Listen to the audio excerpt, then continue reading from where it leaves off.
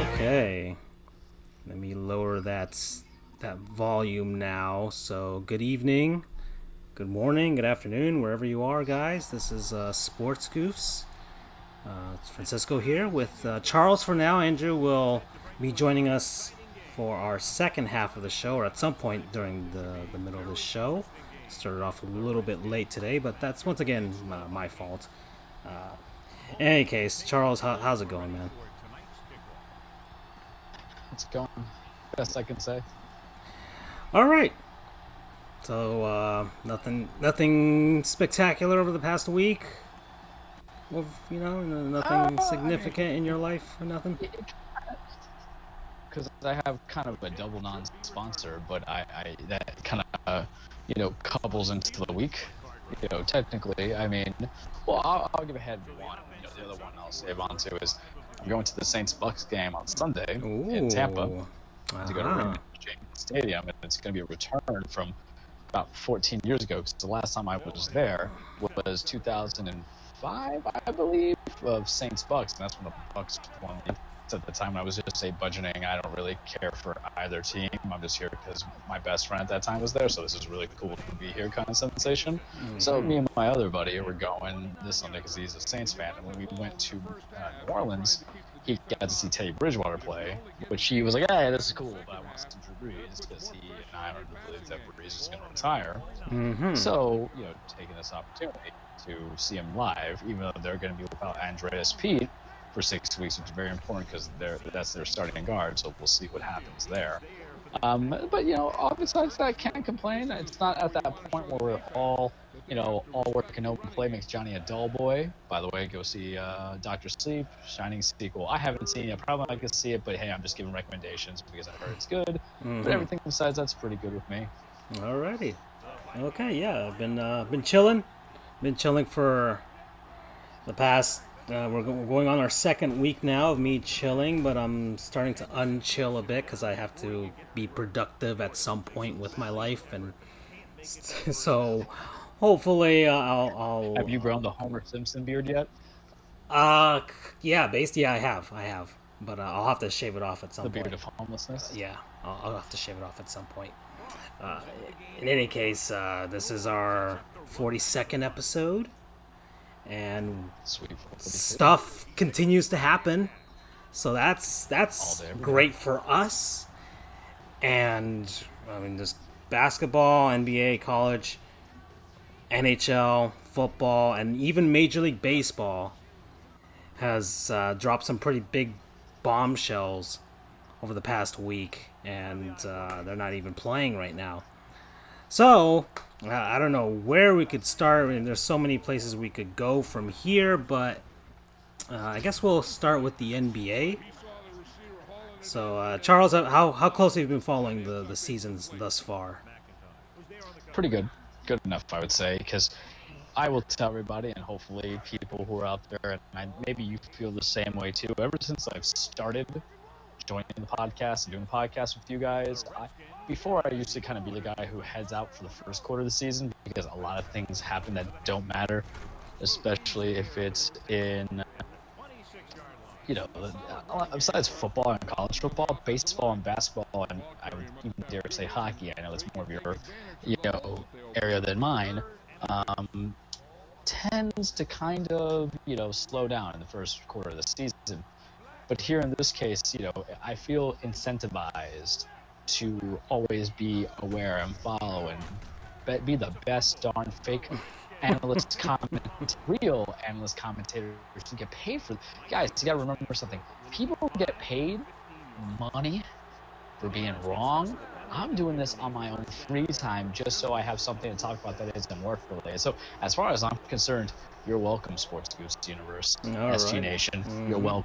Oh, by But the I've way, been following. sorry. Go ahead. No, go ahead.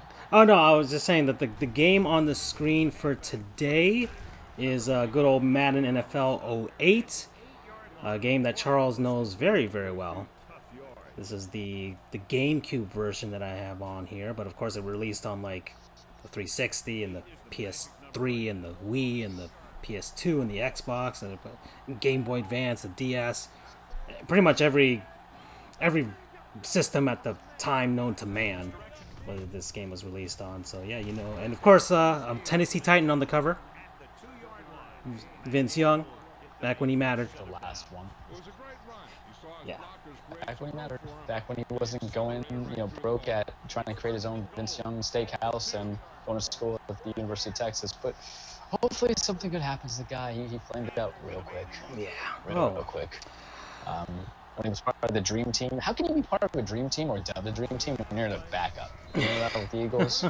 Not to stray away from the NBA, but Yeah. It's a quick comment. Like, how are you the dream team when you're a backup? Because at the end of the day, you're still a backup. Yeah. But whatever. Yeah. That's them. That's not us. We're here for different reasons. But I've been following NBA. A lot of stuff happened in the NBA season. In the off season, you have basically the destruction of super teams that led to a lot of dynamic duos. You've been seeing how difficult it is when you don't have Kevin Durant on your side and Kyrie Irving is the only guy who has to carry the team. And then you've been seeing the surprising teams that think they lose a Kyrie Irving, but they can still be 8-1 because there's a well-coached, well-developed team in Boston.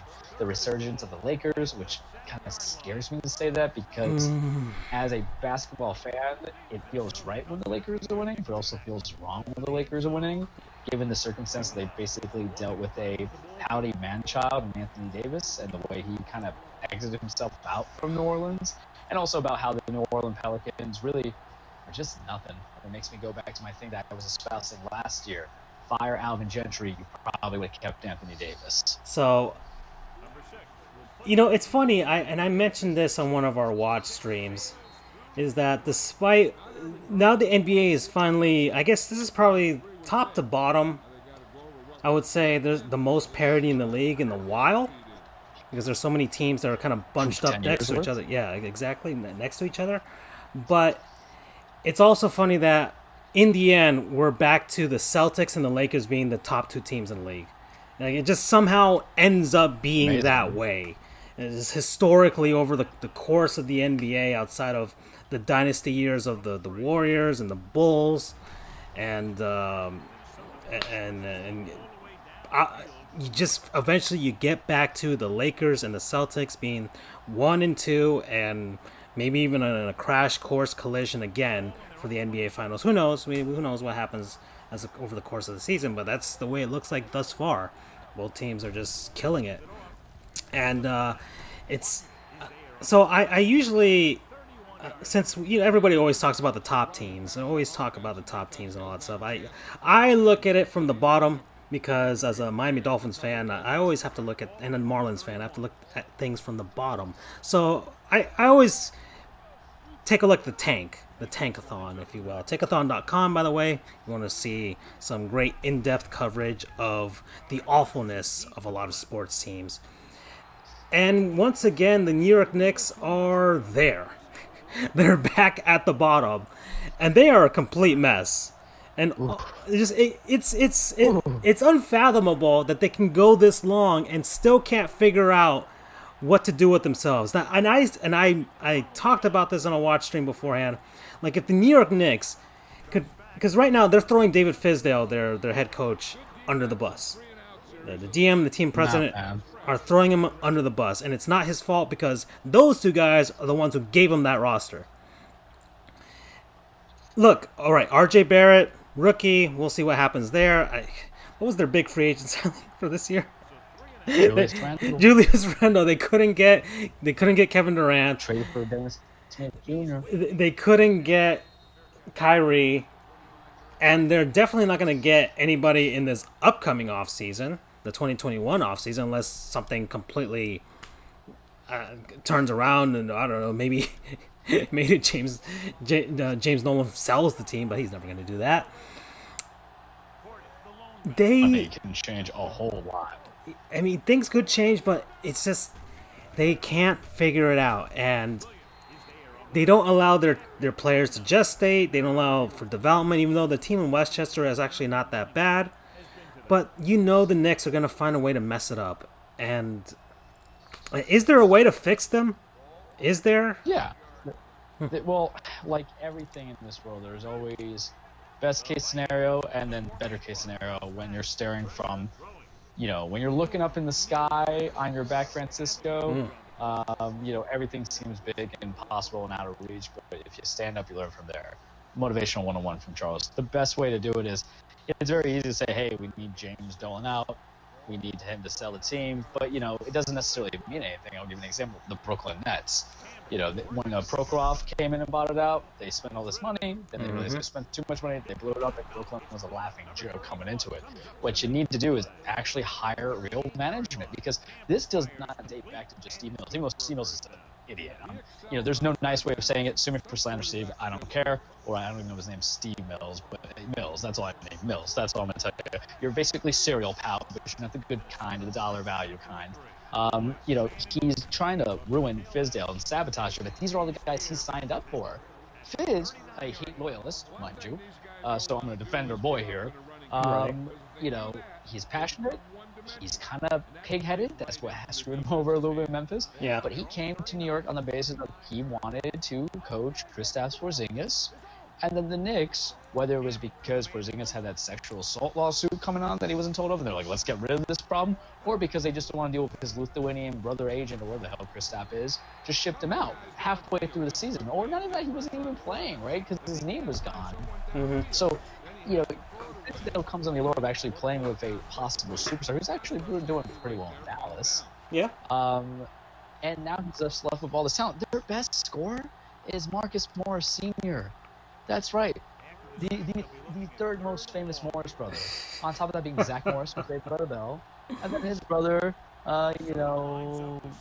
Morris Jr. I don't know his name. I play NBA, but there's Markieff Morris, who, these are traveling guys. And listen, I know it's early in the season, but, that's kind of concerning where, good for, the third favorite Morris child to be leading the team with 18 points per game, but it's not helping you. Let's look at this roster, because we have time to talk about this. Yeah. Because Andrew's not, here with us. RJ Barrett, I don't know how I felt about that. I thought he was a little overrated coming out of college. He's going to have the growing pains. Julius Randle, he did what he had to do in New Orleans, and that was to get paid. So he's a strong player. He is a starter quality, but he's a little slow-footed and he's going to miss shots. Then you have Kevin Knox. Kevin Knox can't, shoot free throws. Kevin Knox has problem defense. Kevin Knox is just a bench guy. You have Bobby Portis, the guy that Chicago didn't want, and nor did Washington. Elfrid Payton, the point guard who's not a point guard. He's the poor man Rajon Rondo. And that's Rajon Rondo in his 30s, poor man, because Elfrid Payton can't do anything. I'm going to give you some more names. Taj Gibson. Taj was 34. He should be, wearing, cooking, retiring, taking care of the babies, kissing babies on the forehead, telling, hey, back in my day, he was a ball, and then balling with his nephews and nieces and kids, the garage. It's time to hang those things up. Frank Ntilikina, so this is going to bring back the other thing. Not only did you have Mills screwing everything up, you paid the supposed genius, Phil Jackson, a whole bunch of money. Oh, yeah, to do nothing.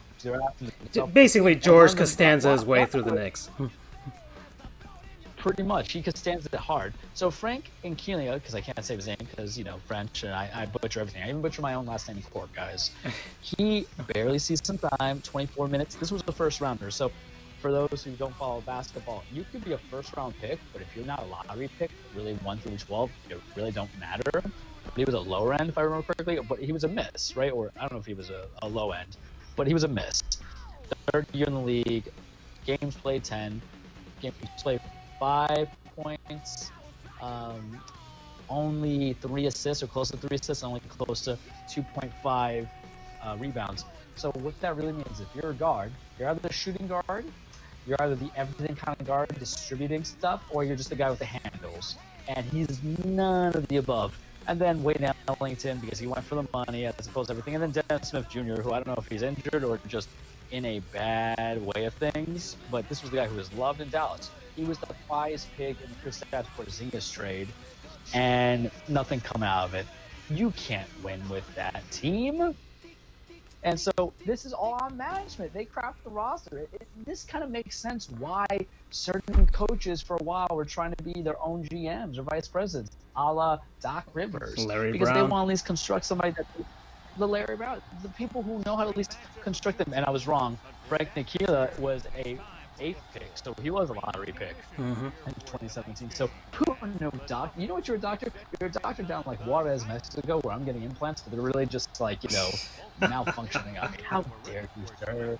You're a doctor, but you're basically implanting heroin into me, not the things that make me look more provocative. I'm hurt by this. You can't fix the Knicks with bad management. To bring it back, because I went on my train of thought. And when you have bad management, you can hire all the coaches you want. And what's going to happen? And what you're going to find is you're just going to be shouting at the screen or shouting at your Astro A40TR headset when you're watching the games on your laptop. I'm telling you, look that ball. But can you fix it? No. You can't fix management because here's the thing. We can say the same thing about the 76ers, the frauds, the Philadelphia frauds, in my opinion.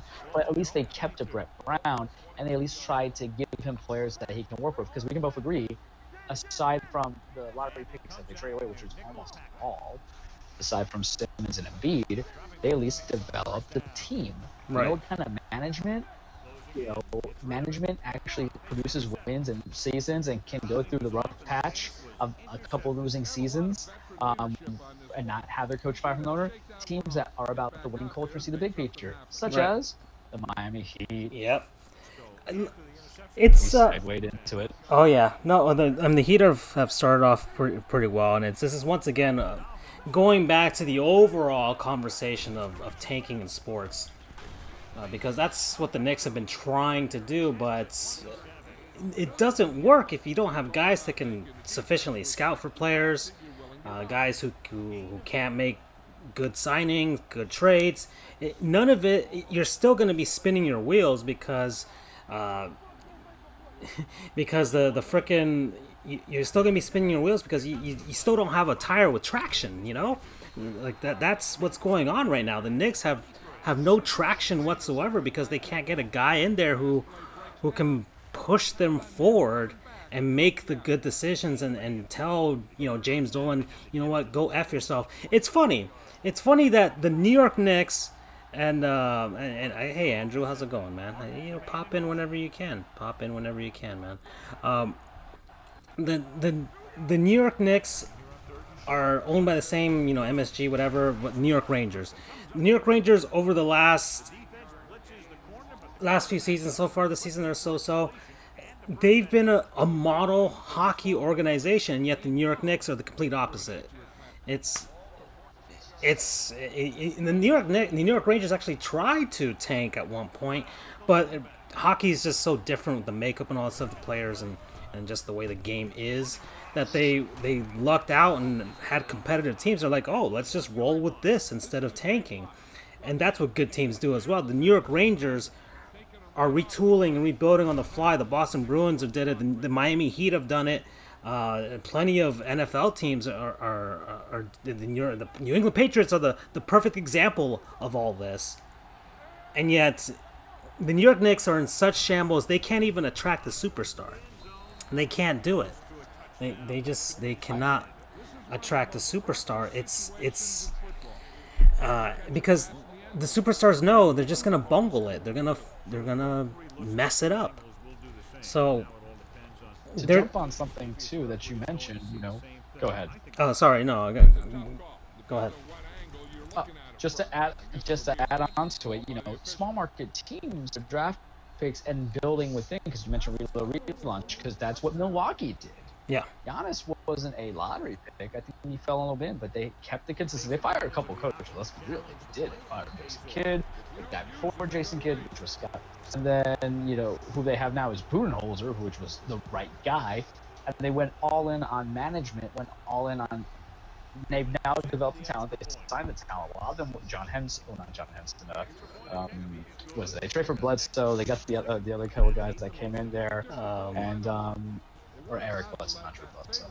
I think I made the same mistake that Taylor Drew did. Yeah. And then you get Johnson built into it. So even the small market guys, if they're built strong from the bottom down, from the bottom up, as a team, can prevent this kind of fiasco. And you don't get that with the Knicks. Yeah, I mean, you still get it. All right, so the Knicks are a train wreck. Let's move on. The Golden State Warriors are at the bottom with them, which is, man, how the tides have turned for the Warriors. But they're suffering injuries. Clay was out. Steph is out. I mean, you lose, and all you have is Draymond. So you lose your two superstars, and any team's going to suffer, and that's what they're doing right now. So hey, you know what? Maybe and the Warriors aren't going to be tanking just to tank. They'll probably do a retool on the fly. Heck, if this is a tanking season, just by virtue of the fact that they don't have their guys, it might be a boon for them, and they might get another, because they've been great at scouting, the college ranks and everything. They could get another young person to come in and add to that core, and hey, next thing you know, they're back into contention all over again. So this might be a blessing in disguise for the Warriors. All right, moving on. All right, another one of the issues that goes on in the NBA is, and we're seeing it the most with Kawhi Leonard, is the load management program.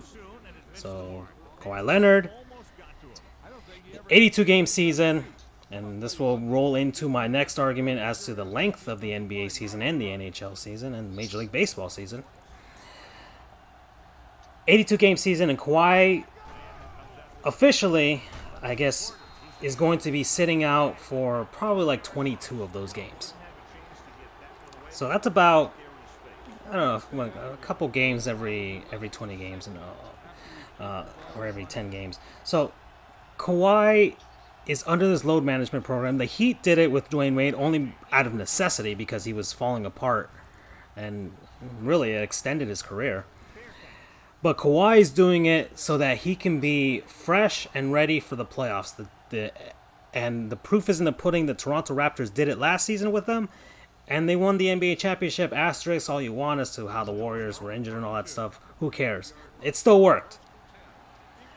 I think I don't have an issue with it, because this goes into my other argument is I don't have an issue with it because the NBA season is already too long for what it is.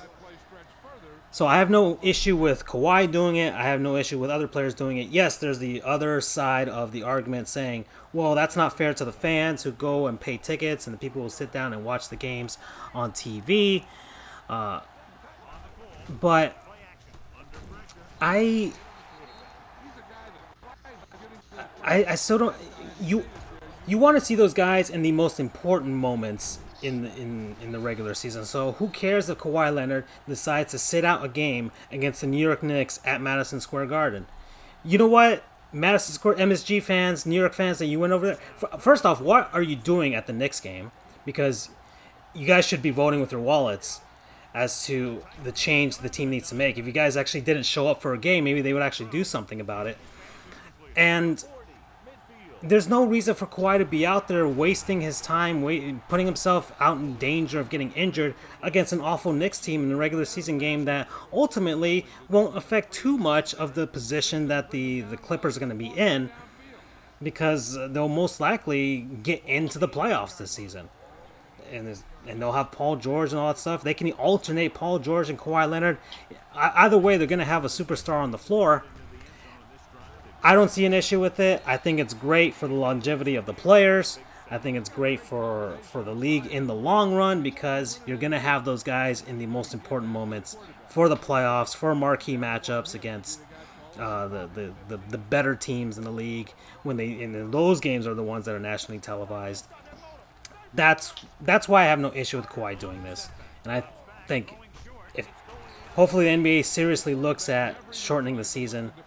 And I have a whole system as to how they could shorten the season. But thoughts on your side, Charles, or you want to play the contrarian, whatever you want. I have 3 points, and this is probably as focused and controlled and prepared as I'll ever be, because we've been through this ringer for years. Mm-hmm. And I feel like the same arguments always kind of come in. One, the NBA season is too long.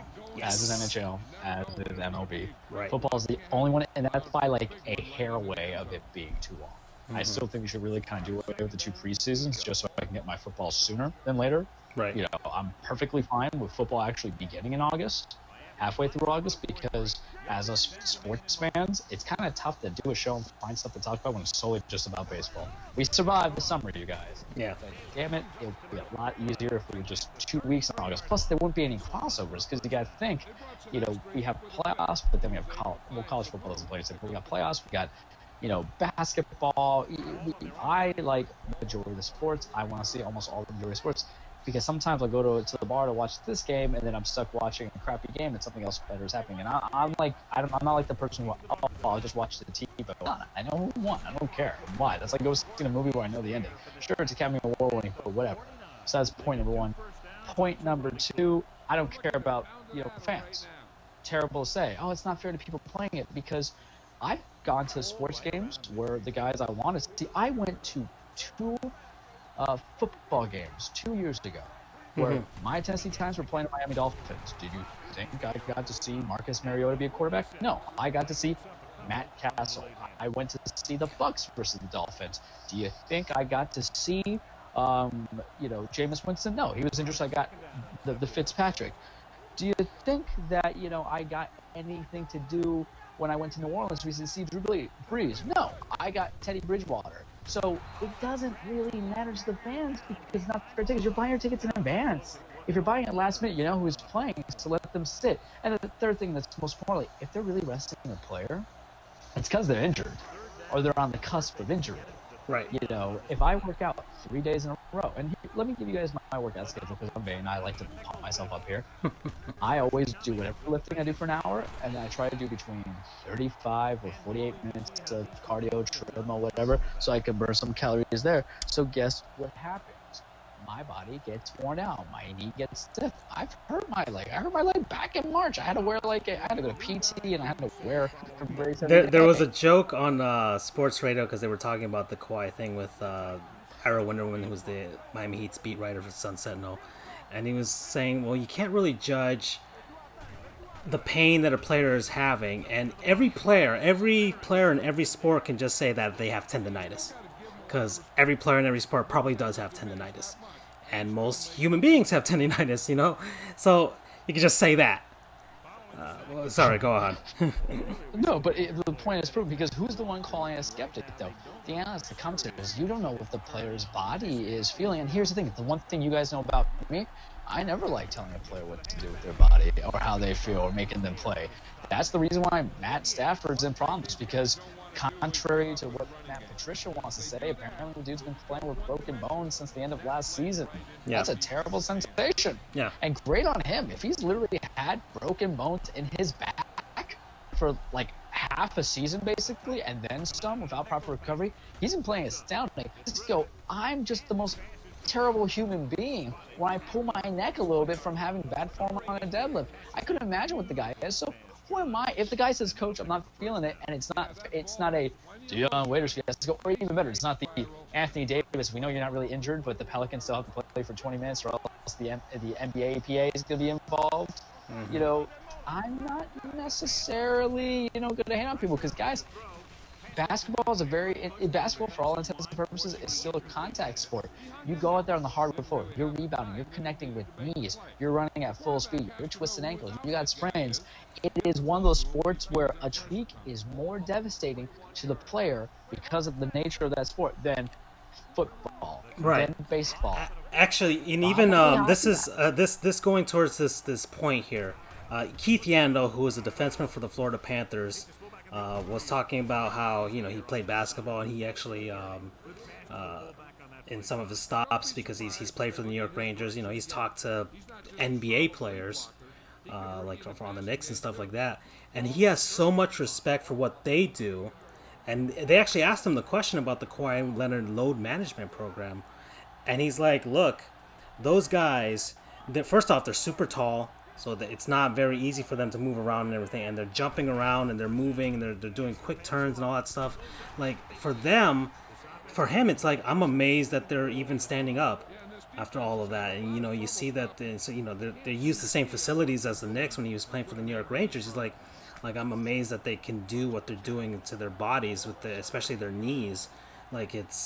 And he's a hockey player. Now, hockey players, it's a different set of muscles that you're using. You're not doing like super quick turns and you're on skates and stuff. Lots of padding, all kinds of stuff. And of course, you're not jumping up and down. If anybody's jumped up and down for a lot of, you start feeling some pain after a bit, especially when you get older. It's like it's crazy. It's crazy. And the NBA players, have you ever looked at their feet? when some like their actual bare feet and stuff, some of them are looking like wow, like really nasty stuff. Super nasty. Yeah, exactly what goes on with their feet. So it's even an NHL player, an NHL hockey player has respect for what Kawhi Leonard is doing. So that's another reason why, and we can go into the whole thing about the schedules and stuff, but we probably should start moving on to our next subject. I just want to say the NBA Players of the Week for the past week.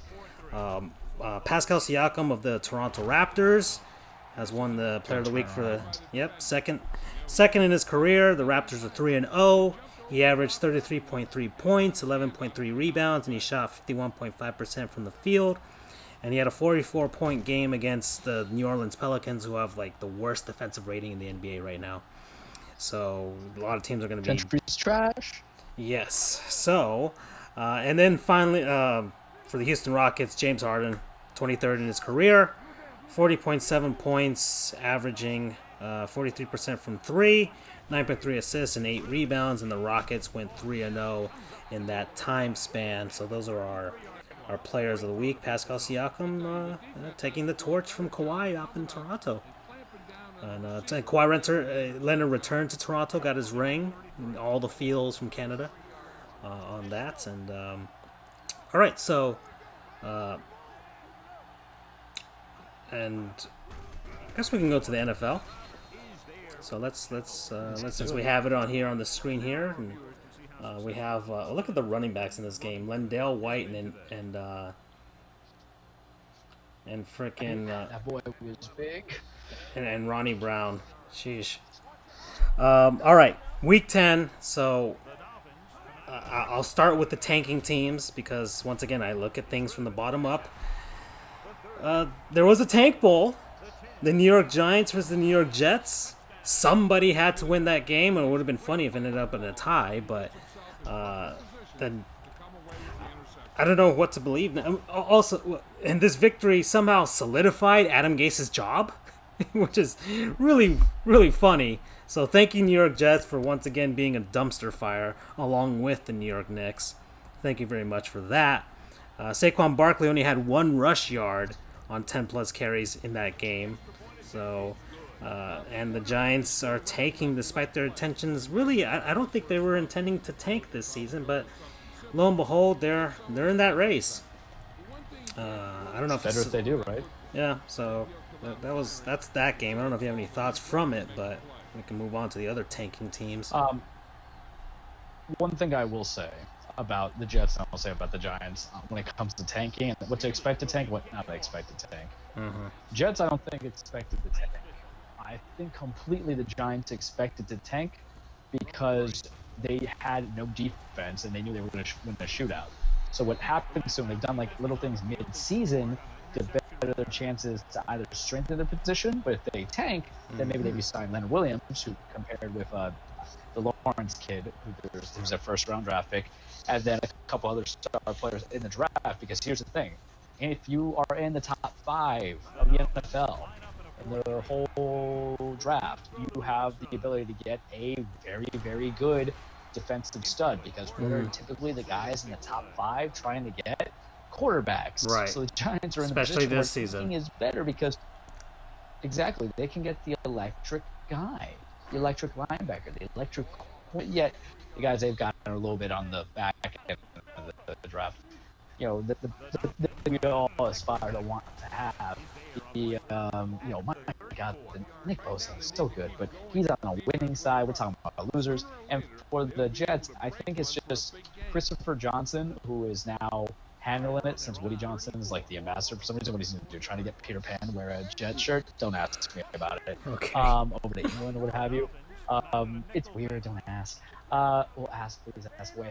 However, I think he wanted to avoid the reputation of being the New York team who always fires people, and I think that's really why he made that decision. That victory might have been the reason why they keep Adam Gase, but I think the politics behind it just you don't want to have a dysfunctional organization, dysfunctional reputation. Well, that's what they've been since since those last Rex Ryan years, and of course there's a wonderful SB Nation video about the collapse of the New York Jets after they had made those back-to-back AFC final appearances.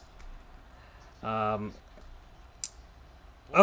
all right, and yeah, that's a good point. And they may go with Adam Gase, even though he's an awful coach, but Garbage. yeah, I might as well stick with garbage and see what you can. Hey, and you can get a few tanking seasons out of it. Why not build up your team that way, like the New York Giants are doing. All right, the Cincinnati Bengals. They have their eye on the prize. They are fully into this tank here. Their worst start since 1993 at this point. But ask you this. I don't think they're a team trying to tank. I just think they're a team that's just terrible and just so deficient. They got no other wide receiver besides Tyler Boyd and John Ross coming in. That defense is in shambles. I mean, they still have Andy Dalton, but they keep starting.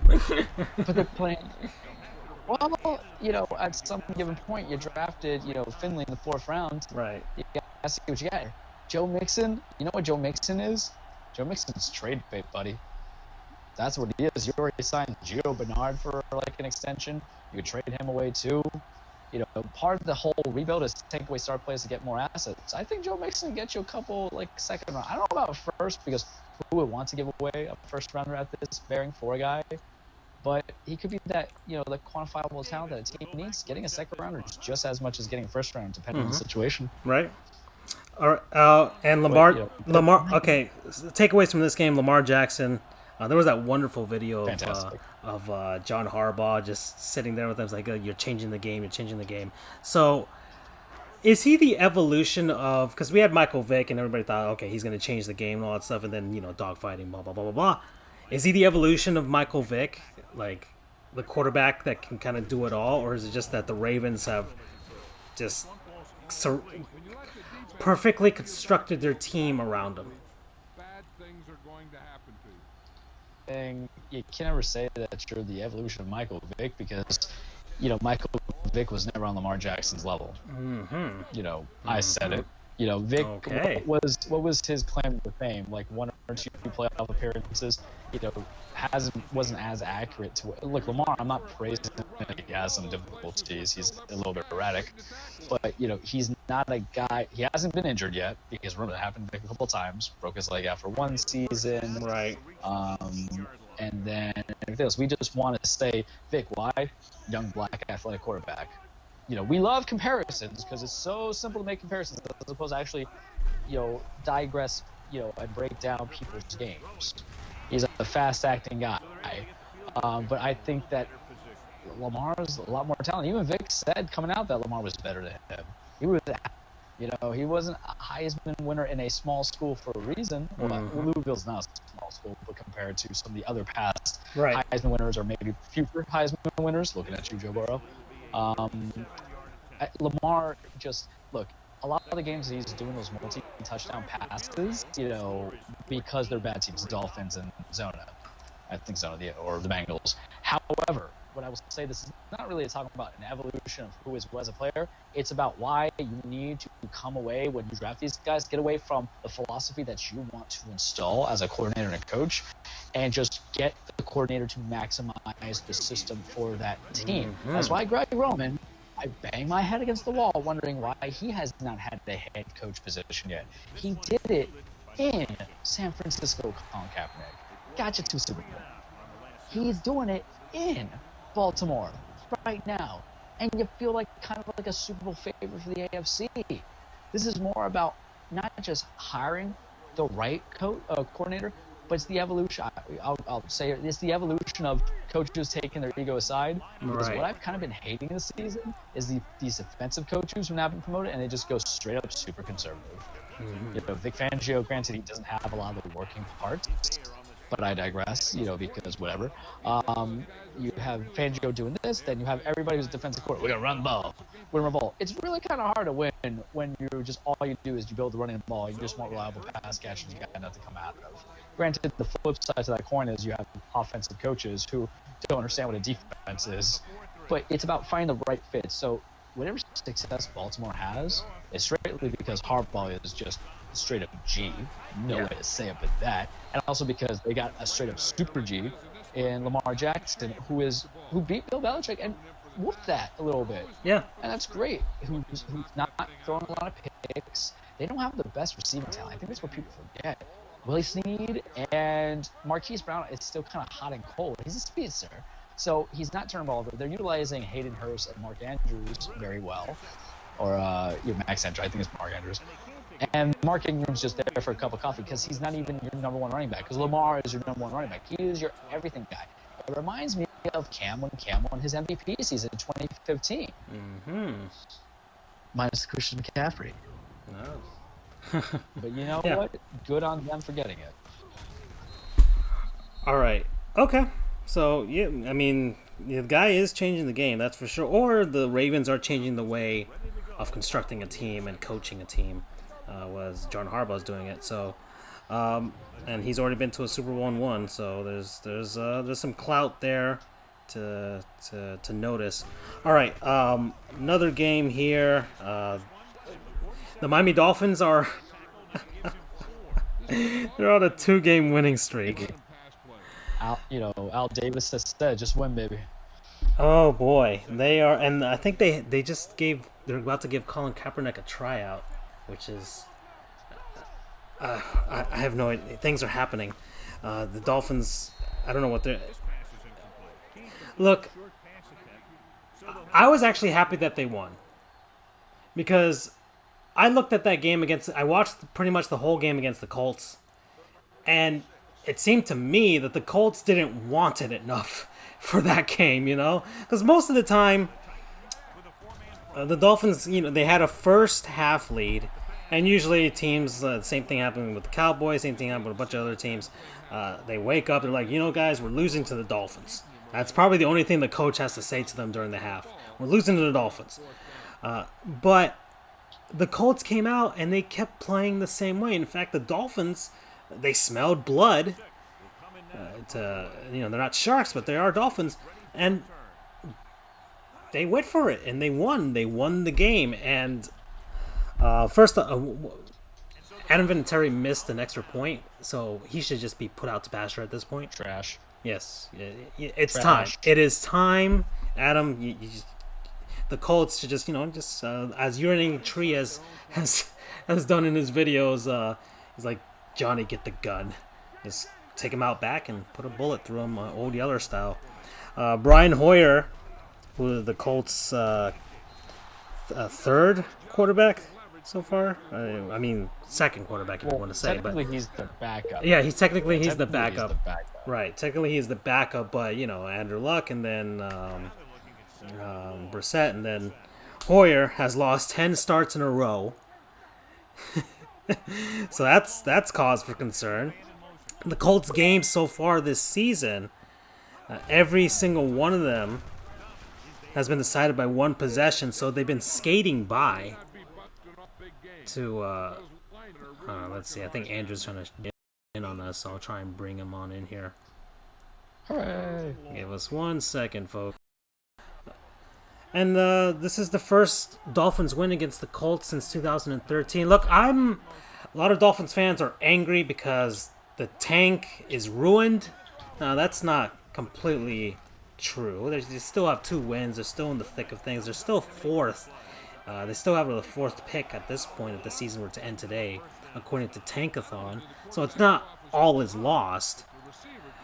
If anything, I see this, the upside to this is that maybe the Dolphins for once found a good coach. Maybe it's happened. Brian Flores, he's worked his way up. He's busted his butt. He was with the Patriots. Maybe he could be the lone guy from the Belichick lineage to be good. But as of now, working with a roster of nobodies, a secondary that shouldn't even be in the NFL, shouldn't even be in the XFL.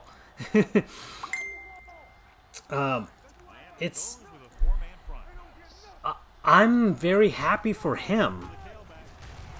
if it, more than anything else, yes, he's called some questionable plays that, from the outside, you could be like, man, that is if you calling that defensive play, that is a very tank maneuver right there. But it looks like the guys have rallied around him. There's another stat: the Dolphins are the least penalized team in the NFL. And that was part of his coaching regimen of takes no talent, where he had like this poster out on the field, on the practice fields, and he would have guys looking out to see if they were making dumb penalties that could be called during a game. And it takes no talent. It takes no talent to avoid dumb penalties, and it's worked. The Dolphins are not taking dumb penalties. Yes, they are an awful team, but they are a well-coached awful team. They're only awful by virtue of the fact that this is the roster that they've constructed to be awful. But Brian Flores, for as much as we've ragged on the Dolphins, and I have too, he's coming out. This is his. This could be his only opportunity to coach an NFL team, and he's taking it on with full stride, and I'm so happy for him and for what he's doing. Helps. Playing against Brian Hoyer helps. Yeah, that helps as well. And I guess Andrew seems to be having some issues here. In any case, we'll keep going here. Have any more NFL thoughts, Charles? Yeah, I'll take the soapbox so we can see about bringing Andrew in. So, a couple of things I want to say, ladies and gentlemen of SG Universe, SG Nation, SG something. Tennessee Titans beat the Kansas City Chiefs. Yes, they did. I don't know how I feel about it because on one end, I'm happy. Mm-hmm. On the other end, I was that guy who was hoping for getting a good draft pick to draft a quarterback, and I'll tell you the reason why. The more games Ryan Tannehill wins, the more incentive for them to sign him to a starter money contract. Oh boy! And poo out real damn quickly. So what happens with the Dolphins? Really, oh yeah. So it's literally a catch-22 because I want victories. I want a quarterback, but I also don't want Ryan Tannehill to kind of make it, and I'll tell you why. I don't think the offense is better because of him. Every analyst I read says, "Oh, the offense is so much better." I'm like, is it though? Has just kind of called plays that are more tailored to him. I think a lot of the wins that we have this year could have been the same equivalent as we got with Marcus Mariota, and that says something. Because here's the thing: I'm not saying it as a analyst. I'm saying it actually in the worst way. I'm saying it as a fan because fans are, pig-headed. Fans are sometimes blinded, but also sometimes hindsight's 20/20. But I know what happened, guys. If Tannehill finished out the season going, what is it? We're 5-5. So if he comes out 5 and wins 5 more and loses another game, we finish out 10-6 playoffs, miss playoffs. He's getting a contract extension. He go from there. But even if we win only like 3 games and we lose the rest, then damn, man, we're gonna probably still extend because look, and this is the problem with winning games. Is there a guy that's going to be available at pick 15, pick 23, pick 27, pick even 17? The difficulty of it is then we re-sign Ryan to just starter bridge money, and then we have to trade away future first round picks and second rounders. Unlike what the analysts say for college football, I don't think there's a lot of pro-ready guys coming in because it will be presumably Tua, Fromm, Burrows, Herbert. Right. Herbert comes from Oregon because he's a senior. Burrows, I'm not about it. I think he's still kind of a game manager. He did play excellent against Bama, but this is what you notice in the second half. Bama turned up and Tua played better, in my opinion. Burrows played too conservatively, and I want that killer edge. I don't even like Tua, though, but that's just me because the guy's ankles are weaker than mine on the blacktop down in Miami. And then Jake Fromm?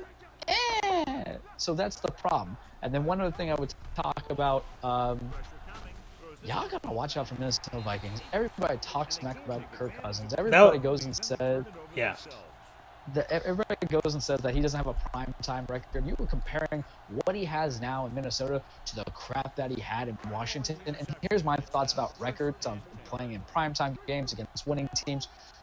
You cannot play all the other positions. You can only play quarterback. Right. You know, he does turn the ball over a little bit, fumbles, but it's not like he is, for lack of a better word, Jameis Winston it and throwing like 5 picks a game. No turnover factories. Turnover factory. Team that had very high hopes in the Chicago Bears with their quarterback and not having anything go on. He's so unimportant to me. I don't even remember his name, but I remember Chase Daniel. There you go. He fell real quick from grace right there. Woo-hoo to you. But, you know, give a little love when you got it. And on the flip side of that, Dallas, man, I don't know. We all kind of drank that Kellen Moore Kool-Aid OC stuff. We drink a little bit of Dak Kool-Aid. I'm not drinking that Ezekiel Elliott Kool-Aid. I'm not playing. That's great. You know what Kool-Aid I'm drinking on that team? Amari Cooper. Pay the man. Yeah, no, he was very good in that game. Dalvin Cook definitely outshowed Ezekiel Elliott in that game as well. I saw it. And also the Monday Night Football game between the Niners and the Seahawks. I thought that was a classic. That was a really good game. That was a very enjoyable game. It came down to the wire. Of course, as a Dolphins fan, the one thing we can hang our hat on is we're still the only perfect team. Even though every single one of our players from that era is a geriatric at this point. But it's the one thing we can hang our hat on. But the Seahawks played a fantastic game. And, man, that was a wonderful game. It had everything. And it's going to be really fun, especially if those two teams meet up again in the playoffs, which is entirely possible. Entirely possible. I gotta say, though, Jimmy G, though, is not an Italian stallion. He's more like an Italian pony half the time because he played very, very reserved once Emmanuel Sanders and without George Kittle. Because two of those balls should have been picked off and the game would have been over. Yeah. You know. Yeah, there's issues there that the 49ers they have been exposed at times, and they've only had one really good offensive outburst this season. So we'll see. Maybe this is the game that exposed them to the rest of the NFL. However, they're gonna make the playoffs likely, but now they have the Seahawks nipping at their heels, and I think that was still their first matchup of the season. So there's another one coming up. There's another one that's going to be coming up. Yeah, there's going to be another one coming up. And all right, moving on. Let's see, 53-minute mark. Let's go to one of our smaller segments here. I always like to do this one, and I enjoy this one very much. Actually, let me get rid of that from the good old screen here. It's better to know a minor league team. We always highlight. And Andrew, are you back there? I hear you. Yep. Yeah, I hear you're doing some construction in the background there. Better know a minor league team where we highlight. And dude, that is loud. That is super loud. It's carrying on screen. It's destroying my ears.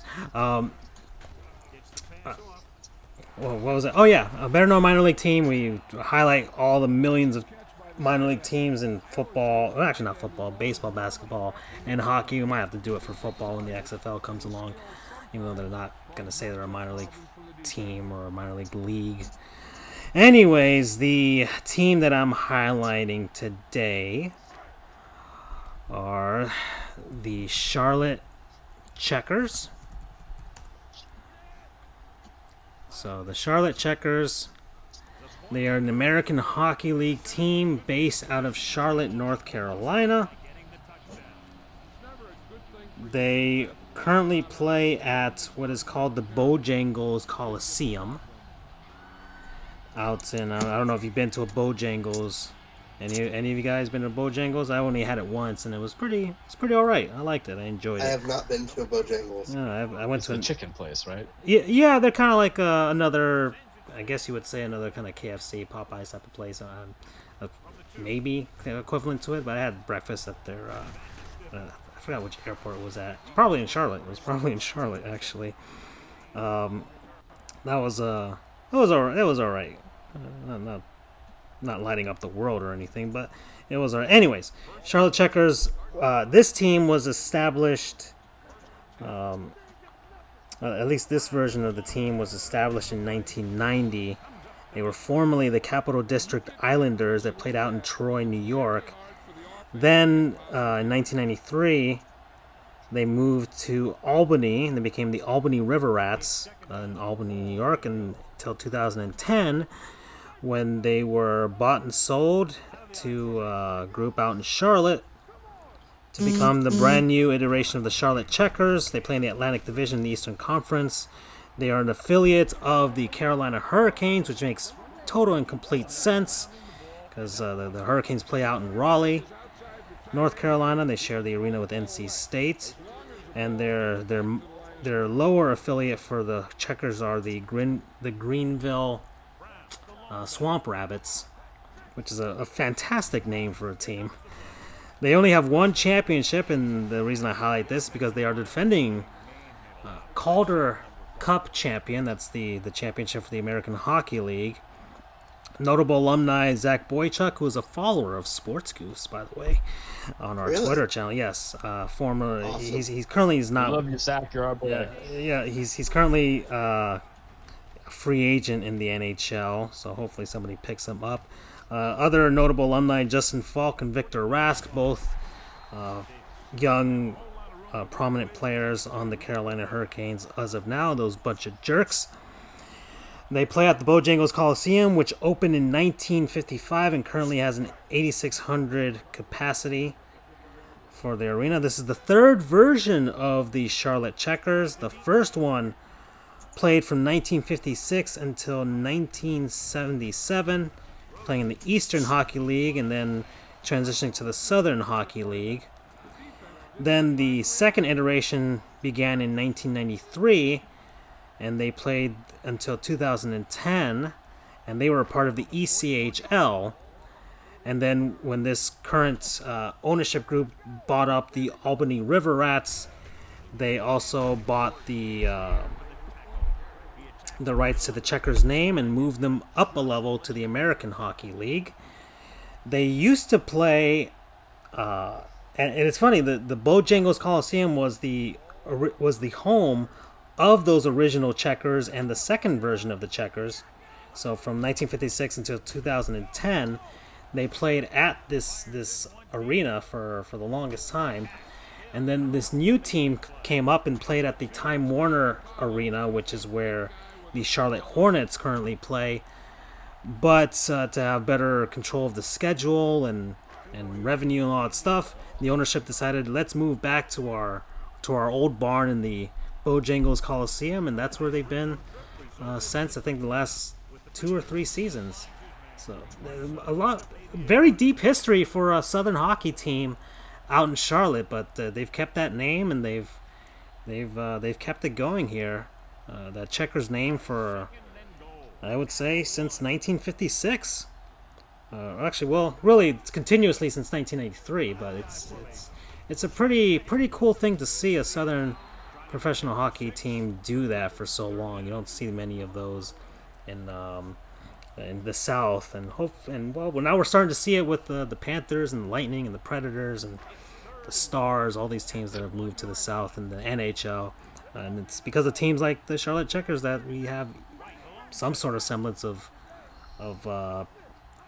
hockey interest. Maybe one of the reasons the Hurricanes moved from Hartford to Carolina for that very reason. And I guess, and we have more sponsors. It's actually become more of a variety this time, guys. We've already had our good old buddies at Astro Gaming. Charles has already given them a spotlight.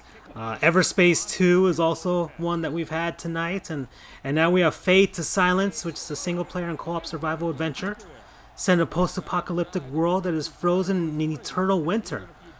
And so winter is going to be coming soon, guys, and you guys can play some Fade to Silence and pretend you guys are in Zombieland too. I have no idea. And unlike guys, Game of Thrones, from what I know, what I've seen, Fade to Silence delivers. Oh, just saying. That's great. Play it on your Astro A40 headset. Yeah, you can listen very intently with that. All right, and we're at the 1 hour mark. Guys, should we get to that are non-sponsors. You know what? Let's do it. Let's just do it. It's a word from our non-sponsors: people, places, things, concepts, everything, what have you.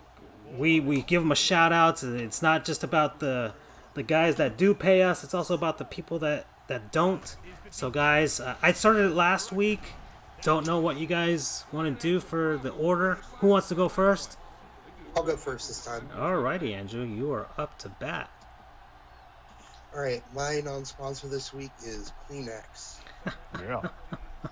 Are you sick? Are you sick? I've been sick. Oh, you do sound sick, actually. Yikes. I have been sick for the past few days, and one of my mainstays has been Kleenex to help me with my running nose.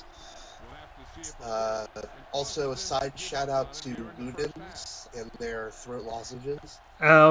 Charles has already given them. That's a past non-sponsor.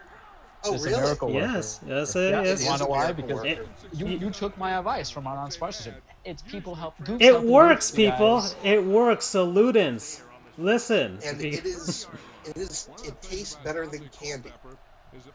There is a lot of candy that this beats.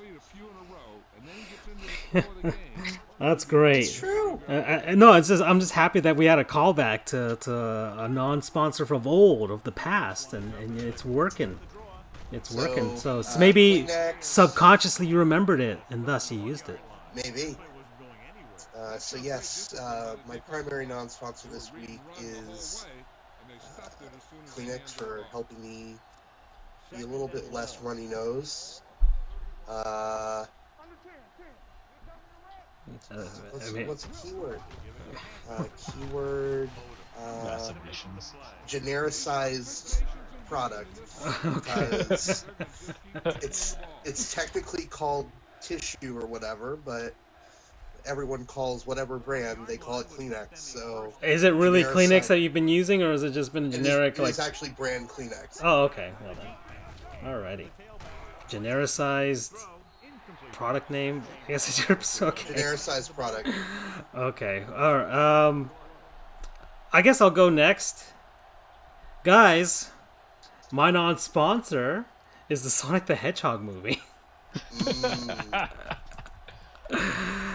Of course. Oh, this is actually an anti-non-sponsor from way back that has moved up the ranks to become a non-sponsor, because I complained about this long ago. So for those of you who do not know, Sonic the Hedgehog is a blue hedgehog that runs really fast, and he's a video game character that I have known and loved since 1991. I am an OG Sonic the Hedgehog fan. I have played most of the games. I have a Sonic the Hedgehog hat. I have a Sonic the Hedgehog quill hat that makes I can run around. I have Sonic the Hedgehog plush slippers that look like his shoes. I bought a pair of Nike shoes that kind of look like Sonic's shoes, but Puma's about to make some official ones, and I'm about to buy two of those. One to wear around and actually run and exercise with, and the other one to go out for a nice occasion, like if I'm going to a good steakhouse, I'm going to wear those. I am so excited, I'm so happy that they redesigned this character. Oh, I have it here on the screen, everybody. I'm going to find a comparison. I'm going to find a comparison of the Sonic redesign. So back in, I think it was like March or May or something, earlier this year, a trailer came out for the Sonic the Hedgehog movie that showed off a version of Sonic that, well, here's the redesign. Here's a tweet. Gosh darn it. I'm trying to get this on screen here. It is nightmare inducing, so maybe Twitter is trying to avoid us watching it here. But there it is. So on the left is the original look of Sonic the Hedgehog, the one that the guys at Paramount Pictures, the boardroom guys, the board of directors, I don't know, the people not in the know decided to go with. And on the right is the brand new redesign. That's actually a scene from the first trailer that they redid in the second trailer. Completely, I mean, it doesn't. I'm surprised. It's such a stark contrast to the first one that the first one doesn't even. It goes beyond night and day. We're into solar eclipse. It's like from a it's like from a different dimension or something. It's from a different timeline. I can't even, like, it doesn't even seem real anymore that they went with that first one. And the reaction was so strong that it caused them to redesign him. And I love his redesign. He still has the blue arms, but once again, I already had that aneurysm back in 2015 when they released Sonic Boom. I'm okay with blue arms now. It's fine. But he looks great. He has gloves on. His face looks like Sonic the Hedgehog. They fixed his eyes. He doesn't have the one single eye. If you guys look at Sonic's real design from the video games, he actually really has one eyeball, and it's just kind of weird. But this one looks normal, and he's got the gloves, he's got rings, he's got the quills, he's the shape. His legs look fine. They don't look like a weird furry sprinter. And he's got the right shoes. Everything is perfect about in the shoes with socks on, by the way. He didn't have socks on in the first one. Only freaking hipsters do that. Like, this is the perfect design for Sonic the Hedgehog. I am absolutely, positively just enamored with it. Here's another side-by-side comparison. Look, the movie, it's probably not going to be good. It's probably not going to be good. All right? But we do have some positives from it. We have a Sonic that actually looks like Sonic. That's one. It might be a fun, little romp, whatever. You spend your hour or an hour and a half right there. We have 90s Jim Carrey. So if you're also feeling a nostalgia trip, you can see that. The voice-over work for Sonic, the voice of Sonic isn't that bad either. He actually, I find it good compared to what he's got normally for his normal voice actor in the video games and the earlier works from Jaleel White. The character this is what Sonic looks like and what he should look like in a movie, even if it's a terrible movie. But this is what it should look like. All right, we've had the Smurfs, we've had Alvin and the Chipmunks. Those were all, those weren't good movies either, but the characters were the characters that we knew and loved from way back when. So thank you to the two guys who were in charge of the design. They went to the Tyson Hess, who's been one of the great Sonic guys in the video games and comic books, to help redesign this character. They really went back to the books, right back to the drawing board, literally, to do this character, and it's gonna pay off. I think they'll probably make more money this way than they would have if they went with the first design. I think a lot of people, myself included, I was not going to go see this movie even before I had the outrage of what he looked like. But I'm going more on principle here, because they actually listen to their fans. Many a movie theater have had similar outrage about something, and they really couldn't care less. But they said, crap, we really screwed this up majorly. And of course it's money driven, but they had to go back and redo all this at a significant cost. And there's still going to be more to go. There's no way they could finish the entire movie in the amount of time between when they made the announcement and now. But that's a lot of added expense that they didn't have to do. So I'm just on principle saying, yeah, good on you. I'm going to go pay and see this movie just to positive reinforcement for doing the right thing, if you want to call it that. Right. Yeah. Okay. And I guess promo code.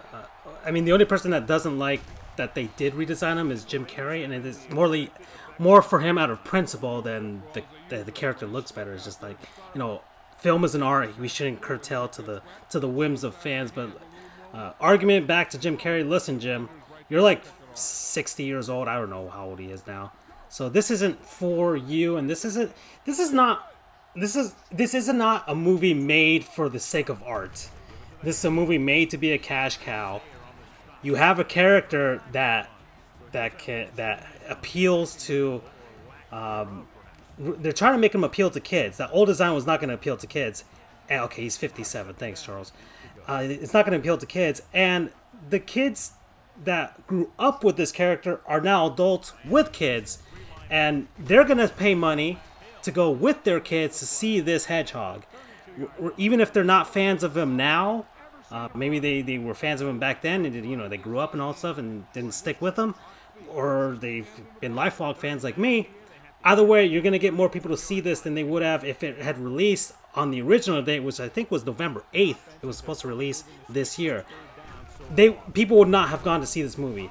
1, out of principle. 2, because it was a terrible movie. And 3, design. The design of the character would have turned people off. There's no way they would have made their money for all of this. And I know they think about the international markets and stuff like that. We have the whole China controversy, but I don't even think even the Chinese would want to see the old version of Sonic. So, yeah. Promo code. We did it. We did it, boys. That's the promo code. For the boys. Yeah. All right, Charles. Yeah. I went on long there, but I had to. It's fine, because when you find a passion, Francisco, you latch onto that passion. And normally when it's my time to do non-sponsors, I typically end up doing about food or, maybe a game, some form of entertainment. But today I'm going to talk about my passion for my non-sponsors, because you guys, my passion is buying stuff that makes me look good and getting it on sale. So over the weekend, because your boy has another damn wedding that he's got to go to this Saturday. It's actually guys that we know, so I'm going to do a shout right now, even though they're not listening. Brian and Barbara, congratulations. I'll see you Saturday for your wedding. We're going down to Miami. Oh, I'm going down to Miami. So it's another wedding. I had a wedding like 3 weeks ago. I've been to so many weddings within the last year and a half because I'm at that age at 30 that I got rice marks permanently on my face. It's not a skin disease. It's just what happens when you have a lot of people getting married at this time. But listen, I'll take a lot of weddings over baby showers because you talk about putting me to sleep. But, I've kind of got to get into wedding shape. I got to get shirt appropriate or size appropriate shirts for work. I got to look a little fly because, ladies and gentlemen, not every attorney has to wear the basic whites, even though I do. But I'm a colorful man. I'm a Crayola box. My closet's a Crayola box. I got pink dress shirts. I got purple dress shirts. I got lilac. I feel like Archer. It's not just black, but it's an onyx black. So I went to a place where I usually like to get good dress shirts, and that's Express. That's right. They're my non-sponsors because they had a fantastic sale, ladies and gentlemen and guys. It wasn't just fantastic, it was fantastical because it was 40 to 50% off of the clothing of the store. So, they have these performance fitted shirts. You know what that means? Less wrinkle resistant problems, or more wrinkle resistant, so it makes my life a little bit easier because I iron, because I'm trying to save some money. Yeah. It doesn't smell as badly, so maybe if I forget to do my dry clean, I can go on the next day. But also they fit pretty well, they're good sweat resistant, and I got myself a whole bunch of it. I got a white shirt, I got a pink shirt, I got a lilac shirt. I'm wearing one of those to this wedding to look fly, guys, because I'm passionate about looking good and having money in my bank account. And Express allowed me to do this. I even got a tie for $15. Very excited about that. I think I'm gonna wear it tomorrow. Black with white little dots on there. Ooh, I'm about it. I'm about it, you guys, because you know what? Gone are the days where we have to wear as attorneys overly baggy dress shirts. Plain white shirts are just meant for prosecutors. Let me tell you something. If I was a prosecutor, I'd be coming in like damn, what's his damn name? Because I forgot his name right now. Andy Griffith, with his seersucker suit. I don't care. Matlock. There we go, Matlock. I'll be coming in like Matlock because let me show you my shine. And I walked out, bought 4 things, and I saved $90. Only spent like $114. I felt good, you guys, because I wear my damn shirts more than my superhero shirts, my wrestling shirts. So you got to get good quality. And you know what? I don't have to always buy a Walmart shirt. I do though, because Papa got loans to pay. Papa got to eat. Papa got to go give wedding money to Barbara and Brian. Congratulations again. But I got to look fly in the process. So my non-sponsor is Express. And, promo code Baller Sale, because we still fly. Baller Sale. And that, go ahead, Andrew. Sorry. By the way, your friend is a jerk. All of them are jerks. I don't know. And here's why.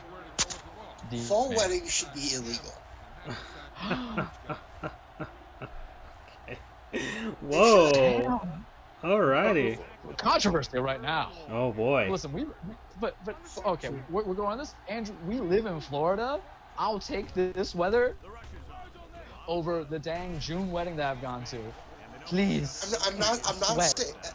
Wait, listen. I said fall weddings. January, February, March, when it's still very nice temperature. Go ahead. More than happy.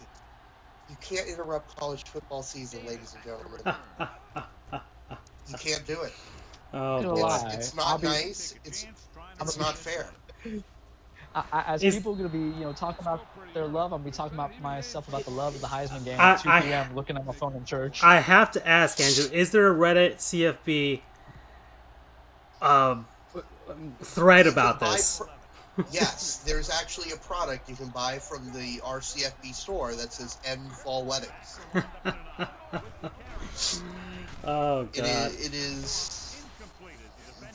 They should not exist. A friend of mine, one of the mods, she was all ready and planned to go to the UCF Houston game a couple of weeks ago, and all of a sudden, oh yeah, we have a fall wedding to go to. Okay. Oh, boy.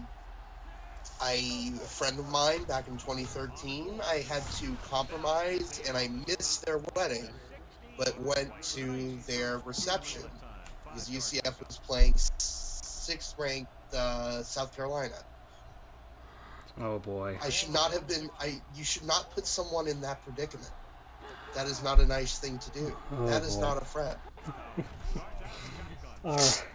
And your code actually works for this, Charles, for Express, because we have Victor Oladipo on the screen here. So that's pretty cool there. So there's our sports tie-in for our non-sponsor and our actual sponsors. Well, another one to add to the variety here. Sekiro: Shadows Die Twice. You can get it on Xbox One and PS4. I think you can get it for PC. I don't know if you played that, Charles. I haven't played any of these Souls games, but I don't know if you have. So let's talk about this. I have looked into it. I'm very interested because I love me a little bit of whiny-timey Japanese combat. But I don't know and how anybody else feels about it. I don't want to hate the games I'm playing and just keep... Because I'll admit that I suck at some of them. It's plain and simple. It looks fun. It looks good. I've heard it's the easiest amongst the Soul genre. Mm-hmm. But what's probably going to happen is once PlayStation does a PS Plus for it, I'll download it and give it a fair shot. Because they did that with Bloodborne. I have that on backlog. They'll do with this and I'll play it. Because I'm 30, you guys. I'm near the end of my life here, or the excitement of it. Let me just not stress about a video in the 90s playing Sonic the Hedgehog, right? So let me just enjoy it in high definition graphics. Not the end of my life, but my end of my gaming life. I feel. Boy, it's very tough for me to even put 2 hours in the game sometimes. I get more gaming doing into the podcast when I play wrestling or sport games background. But it does look good. It does look interesting. It's not even, guys, not to say that any of our other sponsors are a cheap grab, but if you haven't played it, it's going to be on sale Black Friday. Just along with the Astro A40 headsets. I saw them, guys. They look kind of good. And maybe Everspace and also, Fall to Silence. Just like our non-sponsors going right now. It's the next segment. Okay. Yeah, well, I actually agree with you. I've gotten to a point, I can't even complete video games 100% anymore. I just just get me through it. I'll put it on easy mode. I just want to see the storyline without having to go on YouTube to see the end to a video game story. Like, it just, All right, well, we're moving on to the actual sports talk here. Since Andrew's back, I want to talk about the NHL because certain somebody, I've been waiting for the day for him to get fired, and we had a bit of a tiff on our own personal sports page because I said that, death wasn't getting to him quite quickly enough. But either way, Sportsnet decided to get there faster than death, so thank you, Sportsnet. Don Cherry has been fired, and I know it doesn't matter too much here in our good old US of A, but it does matter in the hockey world in some sense, and of course in good old Canada. So, and as part of this, we have to do a Learn a Goof section. I have to create a graphic for it at some point. Charles, you are a... this is my first Learn a Goof. Yeah, you are a hockey neophyte. So we have to teach you about the glorious Don Cherry. I don't know, Andrew. You want to start it, or because I have it on a sheet here, but I mean, so what was the guy's name? Craig Sager. Yes, for R.I.P. for the NBA on TNT, but yeah. Do you know who that is, Charles? Craig Sager is. Craig Sager, the commented he died of cancer. He always wore those funky suits on NBA and TNT. Suits, yes. Loved, revered. Right. The only guy who could handle Greg Popovich. Yes. In terms of fashion, Ron Cherry is the... And again, let me make this extremely clear. In terms of fashion... Yes. Ron Cherry is the Craig Sager of hockey. Right. Yes, he always wore funky Personalities suits. are completely different. Right. Personalities are completely different. But in terms of their fashion, that is what he's most known for, is that he wears these crazy, outlandish... suits, shirts, ties, all that stuff. He's the full ensemble.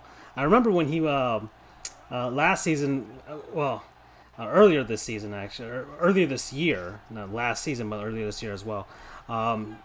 When he went on his tirade about the Carolina Hurricanes and their after game celebrations on their home ice, and called them a bunch of jerks. And he was like, it's unprofessional, all that stuff. Whilst this guy was wearing, I think it was May the 4th or something. I don't know. He was wearing a full-on Star Wars stormtrooper suit and tie that day. I think maybe it was like a Star Wars night for whatever team that they were covering that day. That was the kind of the hypocrisy of Don Cherry, that he was talking about professionalism and old school mentality when he's dressing up like a freaking clown. Anyways. Charles, John Cherry's, I think, 85 years old now, but he's been in the game of hockey for quite a long time. He only played He's a lifer. He's a lifer. He is a hockey lifer, but he only played one game in the National Hockey League. It was in the playoffs. Wait, what? He only played one game in the National Hockey League. Just one single solitary game. He got called up on the playoff roster for the Boston Bruins because of an injury, and he played in one game. He was defenseman, and he never got back to the NHL ever since. You don't want to know why, and this is also part of his rash decision-making. He got injured in the offseason playing baseball. So it derailed his NHL career. He did play in the minors afterwards, but he was just never good enough to get back to the NHL. And we could blame baseball partly for that, and of course his... I don't know why he's playing baseball in the offseason, but whatever. Anyways, afterwards, after his playing career, he couldn't assimilate into society. I think he tried to sell insurance and cars and stuff like that. He just could not become a regular, normal human being. So he failed at that and became the head coach of the Rochester Americans, who are a American Hockey League team, the highest level of minor league hockey.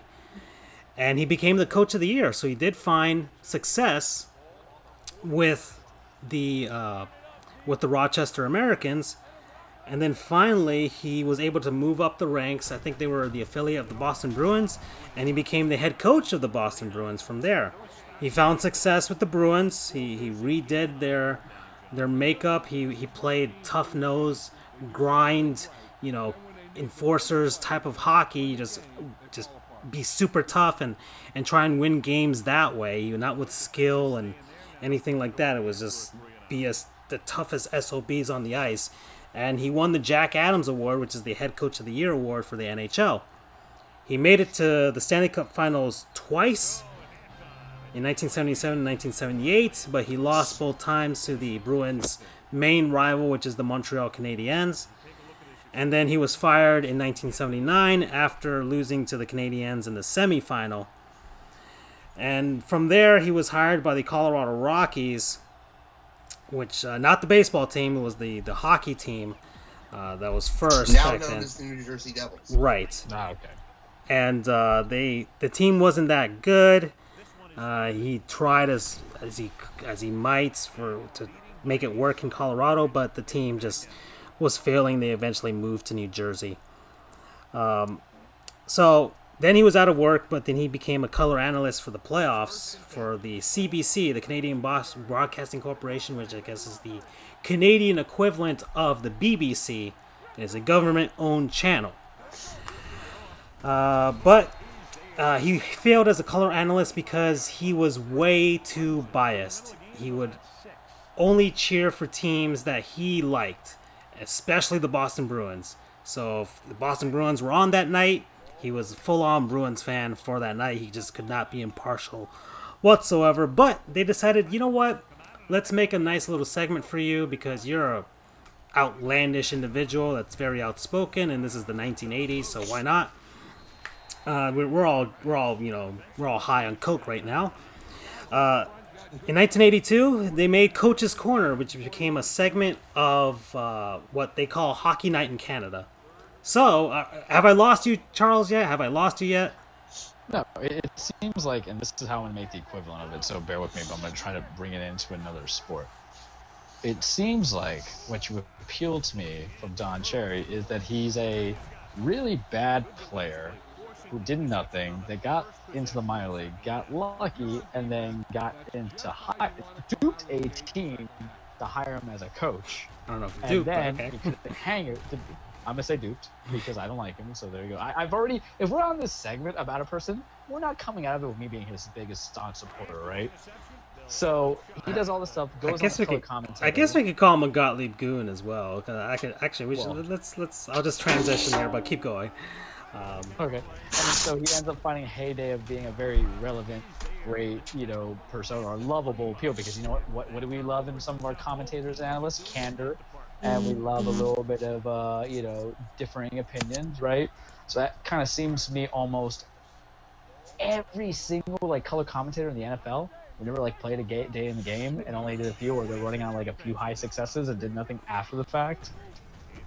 So I see a little bit of it. All right, so Hockey Night in Canada is basically like the Canadian version of the Canadian hockey version of Monday Night Football. It is the premier game of hockey for the country over there. All right, so that's Hockey Night in Canada. So he had a segment on the premier primetime night for hockey in Canada. Thus, he was one of the more notable Canadians in the sport. And he actually showed up in an episode of, I think he showed up in an episode of Goosebumps. Or Are You Afraid? I think it was an episode of Goosebumps. I don't know if you guys remember that TV show from back in the 90s. Yes, but it was Canadian produced, along with Are You Afraid of the Dark. They were both Canadian produced. And I think Don Cherry actually made a cameo appearance in that show. So that's how big Don Cherry is to hockey in Canada. Anyways, he's always been outspoken, and his prejudices have been obvious. He comes from a different time. Yes, we do know that. He's 85 years old now, but over the years, his biases are clear. He hates European players. He hates French-Canadian players. He especially hates Russian players. He criticized the fans in Montreal in 2003 because they were booing the American national anthem because there was at that time Operation Iraqi Freedom when the U.S. invaded Iraq. And the Canadian fans over there in French Canada, by the way, in Quebec, decided to boo the American national anthem, which is their right to do, and they're in Canada, so they can do whatever the heck they want. But he criticized them, and then he later tried to mask it, saying, look, I work for a government-owned TV channel, so thus I decided I wanted to, show my support that way I don't get fired. That's BS. It's complete BS. They wouldn't have fired him for that reason if he didn't say anything. He didn't have to say. He didn't have to say anything. That's one of the things about all of this. He doesn't have to say this stuff, but he does, and it finally bit him in the ass. This finally, after so much, bit him in the ass this year. All right, more controversy. He criticized French, Canadian, and European players because they wore visors more than American and Canadian, regular Canadian players, or English Canadian players. So, I don't know, safety is very leftist or left-wing. I have no idea what his deal was with that. But now visors are mandatory in the NHL. So that was just another BS thing. Look, they never used to wear helmets at one point in the NHL. They never used to wear helmets in Major League Baseball. There's a reason why they do these things. All right, Taylor Hall got hit in the face during on-ice warm-ups, and that's why we have every player that comes into the NHL now has to wear a helmet and a visor. That's one reason. He denied climate change because, once again, this is a hockey segment. He doesn't have to talk about climate change, but he did. Everybody talks about stick to sports, and then when it's the other side, they can say anything they want. I don't know, I'm getting a little heated here, but anyways, he finally got fired for making this statement right here. Big bold letters on this. You people, that's what he said, you people that come here, you love our way of life, you love our milk and honey, at least you can pay a couple bucks for a poppy or something like that. These guys paid for your way of life that you enjoy in Canada. These guys paid the biggest price. So in Canada, they celebrate Veterans Day much like we do, but they call it Remembrance Day over there. And traditionally, they wear what's a red and black flower that you pin to your shirt or whatever. And it's from World War One. It's a commemoration from World War One. And I think that the donations I think they get donated to veterans. The proceeds from the people buying the poppies. And I think they're like $2 in Canadian dollars over there. So it's just and NHL coaches wear them all throughout the league for the most part. Some of the Canadian teams wear like a decal on their helmets of a poppy. So it's just a thing that they do over there, and it's just a way that they remember. And that's all well and good. Nobody's saying that you shouldn't honor troops and stuff like that. But this isn't about the troops. And people are saying, well, he was just honoring the troops. This ain't about the troops, much like when Colin Kaepernick was taking a knee. This ain't about the troops. The troops. This is about something else. This is about what he said. You people, meaning he was clearly targeting that it was the immigrants that are coming into Canada that are not showing their gratification to the troops for their way of life in Canada, for giving them a wondrous country to live in and that type of stuff. First off, it's not in the Canadian Constitution or whatever weird, funky colored document that they use to, they have funky money and all that stuff. It's not required. It's not mandatory for somebody to go out and buy a poppy and do it. If they don't want to do it, or they just haven't assimilated to the society yet, they will. I watch the NFL. I'm an immigrant myself. That's why maybe it hit me a little harder here. And it's in Canada, of all places. Canada. All these people are supposed to be polite. Once again, I've said Canadians are assholes in the past when it comes to hockey. And once again, a hockey thing and Canadians are assholes. It's just things that happen. I've called Canadians racist in the past as well, because this has an air of racism to it. And I actually wrote an article about it, and Canadians came after me for it. We're not racist. We're not as racist as you guys in America. No, you guys are just as racist as us. Believe me, racism is everywhere. Every single group, class, whatever of people in the entire world has racism. It's just a thing. It's a thing that's going to happen. The only way we can do it is to move on from it and get idiots like Don Cherry off the air. And he's finally off the air. He's an idiot when it comes to hockey because the game has changed. We're millennials, all that stuff. We're taking over. All these old people are dying. It's going to be our way and our highway this time. Don Cherry, you're good riddance. Thank God you're gone. And you know what? If the Grim Reaper comes soon for you, I won't have a problem with that either. That's my say. I went on a rant. Sorry, guys. We here at Sports Goofs don't necessarily think Canadians are bad people. We're just different.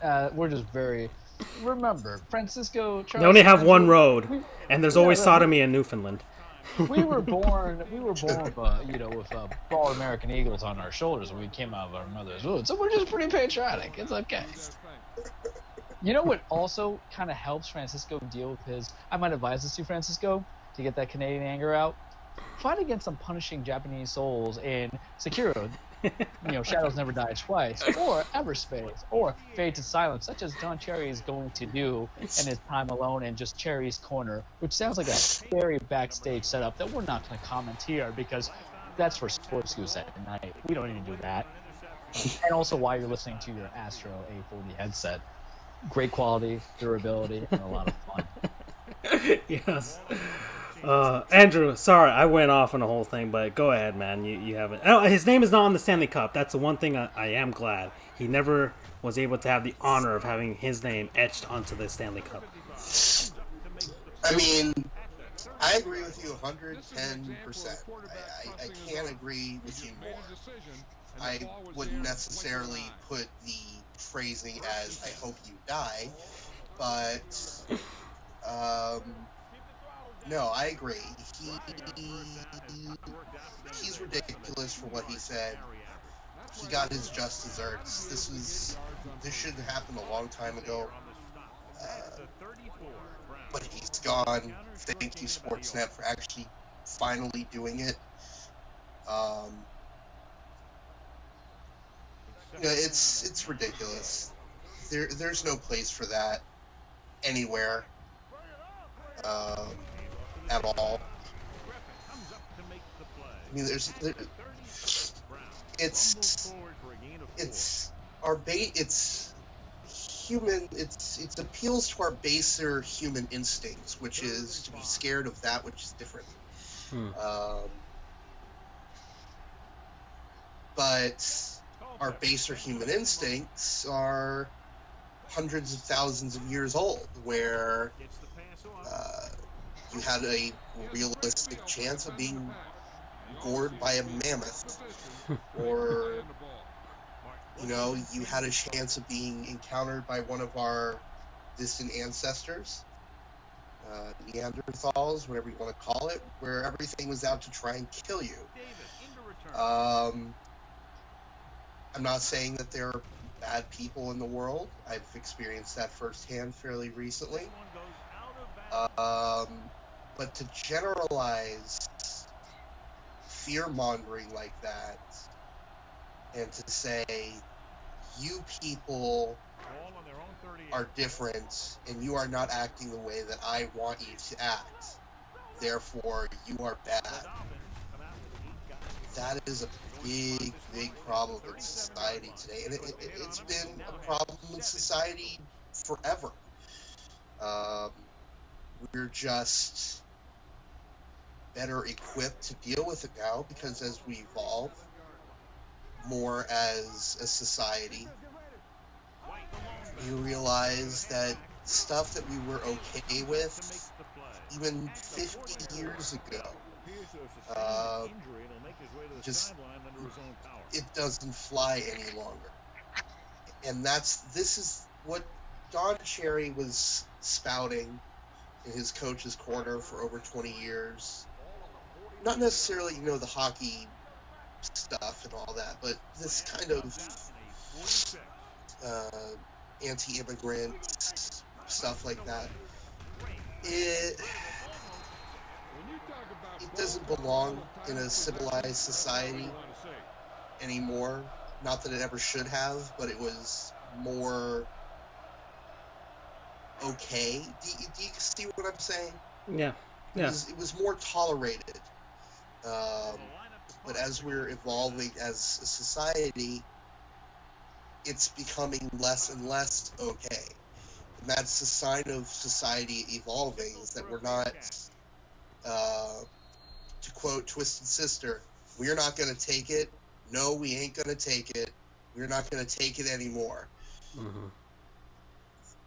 So thank you, Sportsnet, for doing the right thing and getting rid of him. Hopefully this will be kind of a watershed moment, because there are other commentators, even not just in sports, but in news in general, who say stuff like this on a daily basis and they get off scot-free. So hopefully this will be a watershed moment where people say, where these news organizations, these sports outlets are saying, you know what, no, we can't do that anymore. We can't let this happen. I don't know. That's my piece on it. I could probably discuss for another 30 minutes. I've actually considered writing a blog piece on this. Mm-hmm. So yeah, I can absolutely go on, but I'll just kind of sum it up as saying, like I said, thank you, Sportsnet, for doing what was right and getting him off the air. All right. Yeah. Okay, that's it for that. We're still in the Gottlieb Goon section there. I don't know if you guys want to talk about the other one, but we spent a lot of time on this, so we can move on. Actually, let's move on. We know the Washington Redskins are a bunch of goons from way back when. They'll be back on this segment very soon, I'm assuming. So we don't have to talk about them. We're getting into a little bit too much. We're getting real deep into politics and stuff. We should just leave that alone for another evening. Alrighty. So, what else can we talk about, guys? Oh, we could talk about the Houston Astros. And huge accusations coming out of Ken Rosenthal that the Astros were electronically stealing signs at home games during the 2017 Major League season, which, by the way, if you guys don't know, is the year that they won the World Series. And I guess is part of the... I know, Charles, I know you're sitting there thinking, oh boy, this is the moment I've been waiting for. This is the huge thing about I mean, guys, the lawyer in me always believes in hearing both sides. Mm-hmm. The petty in me is stronger, so I'll let me just bring the lawyer out, and then the petty can come out, because I am a special kind of petty, guys. I am the Richard Petty. I am the Tom Petty of petty when it comes to Astros in that sense. So here's the lawyer of me. You guys really believe Mike Fears, who was a former player, who's no longer a player, you know, what gain does he have? How many people left Houston before and now is just bringing up? What is the purpose of it? Because he wants to be the good guy? Come on, get real. Best team won. The Dodgers suck. They already had a situation where being in World Series and collapsing before. They just repeated history. They're trash, hot garbage. Part of the contrarian... Yeah, part of the contrarian argument was that once again that Yu Darvish was tipping his pitches. It was pretty obvious, and that was it was from video evidence, stuff like that. And once again, this is only at Astros home games. So what happened to all those games that happened in Los Angeles? You know, and the fact the series ended in Los Angeles. So the Astros still constructed a good team. The team is still good. Even if you're stealing signs, you still have to hit the ball and do the things. But, you know, sorry, I interrupted you there, but yeah. It's all right, because I'm about to have my Don Cherry simple, passionate play in the petty sense coming in. We would have beaten you guys in Game 7 of the ALCS if you didn't steal our pitches. I knew it. Damn it, I knew it. I will have my vengeance. Your title's invalidated. You want to know how it's invalidated? Because you didn't even win this year when you were the heavy favorite. And you get your Zach Greinke. And you think you're all high to money, but y'all choked. You're choked because the Washington Nationals, led by the true MVP, Steven Strasburg, you know, he just shut you guys down. Max Scherzer, one of the best ever, shut you guys down. Juan Soto, shut you guys down. You guys are so nasty. You can't even do anything. You could have won. You were trying to steal signs this year, but we were on a different level. All the teams were a different level, and you got us, but you couldn't get the Washington Nationals. So eat it. We don't care about you, Justin Verlander. The reason why you got AL Cy Young this year, we're going to talk about next week, I promise you, is because you had more complaints about balls being juiced than Garrett Cole, who is a classic man and a soon-to-be Yankee. Please come to me. You guys are dirty. You don't deserve your 2017 title. Doesn't mean anything. No one's going to remember it. I'm not even considering asterisks. Go ahead. Enjoy yourself. You dirty bunch of cheats. But okay. But what does Mike Fiers get out of this? Because he was part of that 2017 winning team. Why would he come out? If you pose the question, should we believe him? I might be inclined to, because there's nothing he's going to get out of this. Maybe he's doing it out of moral goodwill towards Major League Baseball and I guess the rest of the league. Talk about something bigger on this. It's Houston saying that they're going to investigate into it. What are you going to do? Send yourself to the commissioner, Rob Manfred, and everybody else? Like, we did wrong. We're sorry. Is that even going to be a good basis of it? I think it's kind of weak-willed and a weak showing by the commissioner to even allow an internal investigation by the accused team. You know, have your little committees go in there, talk to Mike Fiers, and then talk to the people responsible for it. Because what's going to happen? Houston will be like, we investigated and came inconclusive. You know, I mean, what are they going to do? Try to hey, we fired Topman, so, you know, was it them? Yeah, it was them who fired Topman, right? Weeks ago, my brain's fried. Yeah. Mm-hmm. Yeah, it was them who fired Topman. Says, hey, let this one slide because we fired the guy who hates women. No. You know, you can't, I don't think you can appoint yourself as judge, jury, and executioner when you have all to lose. Because can you imagine the real backlash here of what would happen where it became conclusive that they were able to steal signs throughout the entire season and the entire postseason? No, take that out of them.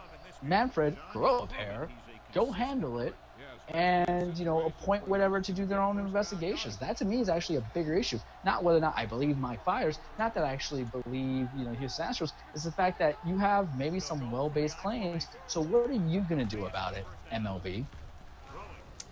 Andrew, any thoughts? I mean, it's a little. I'll go with the lawyer route here and say it's a little too early to tell whether he's telling the truth or not. But you know, like he said, there's not really much for him to lose here. And then I watched that video by John Boy, who played a clip from 2017 where you see the catcher signaling for what we presume is a changeup. And aside here, John Boy is also a New York Yankees fan, like Charles. I just have to put it out there. I have to put out the biases. That's true. So you see, and even if it's not a changeup, it is definitely some form of an off-speed pitch. And whenever that hand signal is made by the catcher, and they're not doing full trickery or whatever, because there didn't appear to be anyone on second base, which, for those who don't know baseball strategy, usually when a runner is on second base, the pitcher and catcher will change their pitch hand signals to prevent someone from stealing signs. But since there was no one on second base, there was no need for them to. But anyway, getting back to the main point, when the catcher made a certain hand signal, you would hear bang, bang, some kind of banging sound coming out of the Astros dugout. And when that hand signal was not made, there was no banging. And it was always two bangs. It was very loud, bang, bang. And it came about like a quarter to a half a second before the pitch was released.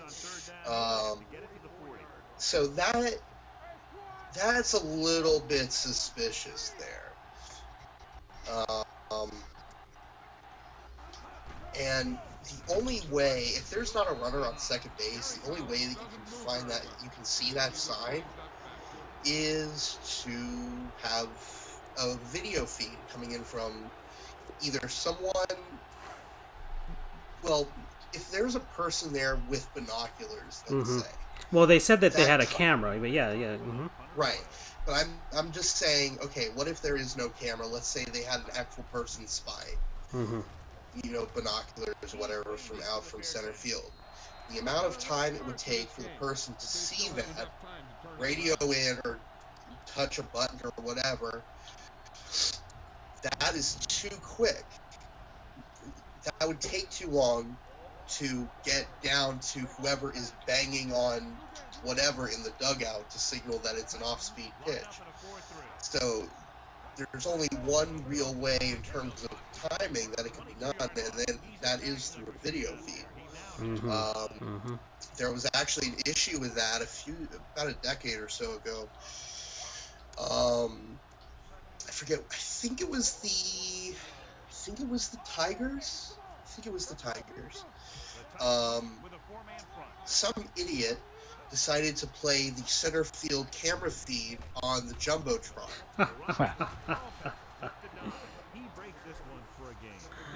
Okay. And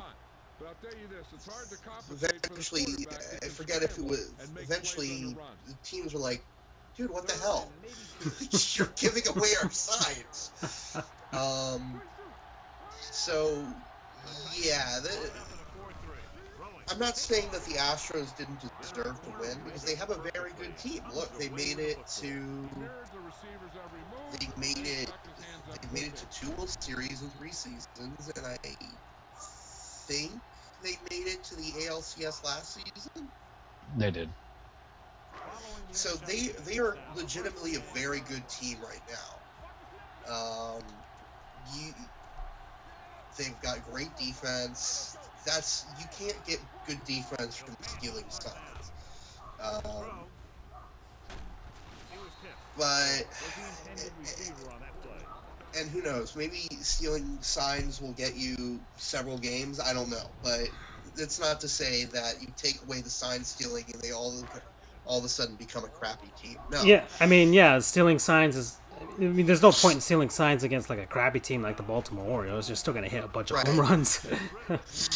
So, but that being said, that's stealing signs in of itself is a no-no. It's not technically illegal, although at the Little League level it is illegal. But at the Major League level, it's kind of one of those unwritten rules where well, I mean, you don't steal. It's intel. It's something. If you're doing it the old-fashioned way with your eyes and ears and your body, and banging on stuff and like, hey, giving a signal to your batter if you're on second base and they're tipping the pitches. I mean, that's just you naturally doing it. Of course, that's fine. That's all well and good. And that's why teams, they pull their ears, touch their nose, touch their cap.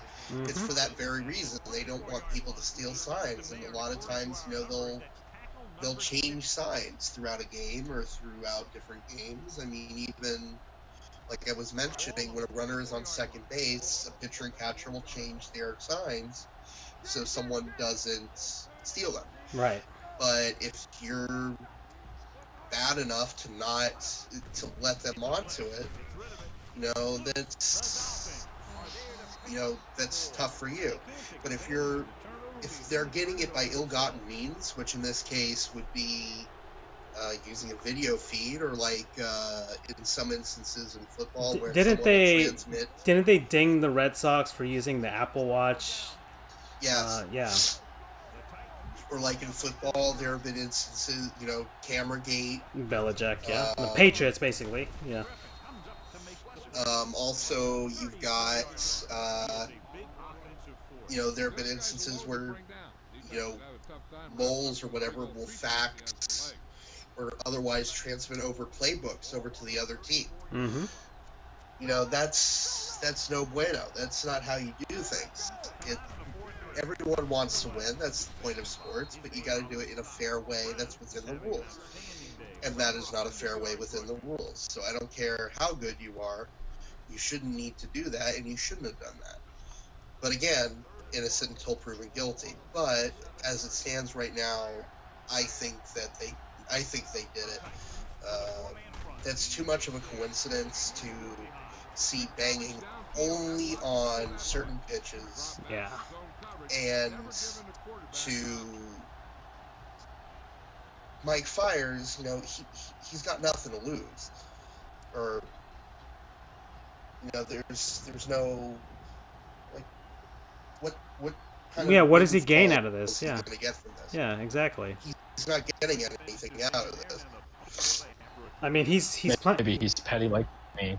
Well, he's playing for the A's now, and of course the A's always find a way to lose in the playoffs anyway. So that's just that. But and he did win a World Series ring out of it, so there's really not much to be gained from it. But yeah, we'll see what happens with it. Still want to see a lot more definitive proof, or at least more circumstantial evidence. The John Boy videos are actually really good. Once again, he does a fantastic job on his channel on YouTube, if you guys haven't followed it. And we're getting down to the last 5 minutos here, guys. So, should we? Do we have to? I mean, I guess we should, right? Should we head off over to the cage? The cage is always open. Enter if you dare. Yes, we have entered the cage. All right, Charles. What's going on in the world of AEW's got the Wednesday Night Dynamite on right now and stuff like that, but yeah. NXT's going on, so with everything as I profit, welcome everybody to your weekly Triplex, The Cage with Charles. As I always tell people, wrestling is not fake, it is scripted. It is basically a dance, a ballet, a song being sung by the Harpies about romances and quest for titles and the quest for blood feuds and carnage and guts. And it's been good, you guys. The last couple weeks, WWE was in the controversy. And I know what you're saying, Charles. You spoke pretty high about this AEW, or to a moderate degree about this AEW. Well, what have they done lately? Well, over the weekend, All Elite Wrestling had their full-year pay-per-view. A couple of the headliners that they were doing was having Pac versus Hangman Page in a rematch from a pay-per-view a months ago. They were having a triple threat of their tag team titles. SCU versus Private Party versus the Lucha Bros. You had the Young Bucks going against Proud and Powerful, also as Tito and Ortiz and Santana, who used to be LAX and TNA. A couple of the nice big names that they got from TNA were actually getting a chance to shine.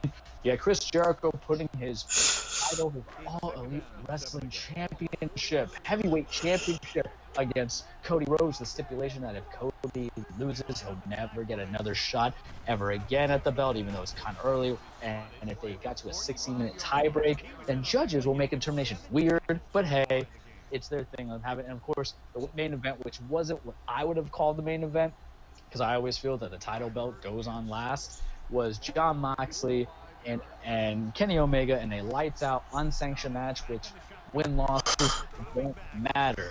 Charles' personal opinion is that when you go up and say, hey, win-losses should matter, you should have them matter. The matches themselves, I watched about half of it. I didn't order on pay-per-view. I went on YouTube because my gripe is, as always, with WWE, even if I'm going to see some crap, I'm just paying $10 a month to see it. With All Elite Wrestling, I really want to pay $50 to see a pay-per-view match, especially since the great day of YouTube and other kind of things allow me to see it. But from what I have seen, you know, I liked it for the most part. It's a little unique. It's its own style. The Kenny Omega Jon Moxley match was 46 minutes of pure brutality, and with Jon Moxley just basically dirty deeds or paradigm shifting Kenny Omega on top of his head. They give you a little bit of something new, a little bit of something old. Not the greatest match in the world, but something that can entice people as being the new difference compared to, you know, what they're used to in WWE and everything else.